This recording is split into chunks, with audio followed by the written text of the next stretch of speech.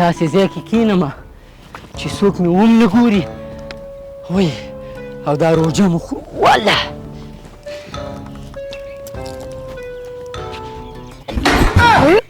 دا خو ذبیح الله جان دی که نه دا خو روژه خوري دا څه کې روژه خوري او که نیولې دې نو ده نیولې مې ده ولې مسلمان درته نه ښکارم څه دا اوبه به یې ولې څکې لیونی یې لیونی نه یم خو څه وکړو سهار چې دیړۍ ته لاړ شو نو ایله مازدیګر راځو نن دونه ګرمي وه چې په نیمه کې راوتښتېدم حلق مې وچ دی بس بې سوره یم نن ده اوبه څکمه او روژه ده خو بیا به ونیسو که نه ها ته چې دا دیړي کې د ورځې څو روپۍ درکوي 300 افغانۍ راکوي ها که زه درته یو کار وګورم تی کوي او ولې نه کوم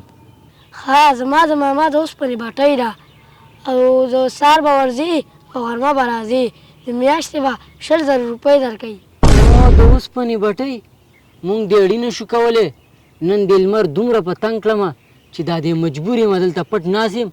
او روژه خورم اوبه څکم او ته مې د اوسپنې بټۍ ته بوځي هلته به زه ورته ولاړ یم یعنې مطلب په دې دنیا مې جهنم ته بوځي پرېږده مړه دا ستا د ملګرتیا مشوره ده تی ماله راکې ها د دې دنیا تکلیف په ځان نشي تېرولی ځکه چې بټۍ کار دی د اور تپ درته درځي او 100,000 روپۍ درکوي خو دا نن چې ته روژه خورې ته د جهنم د اور نه خبر یې چې ټول عمر به په اور کې سوځي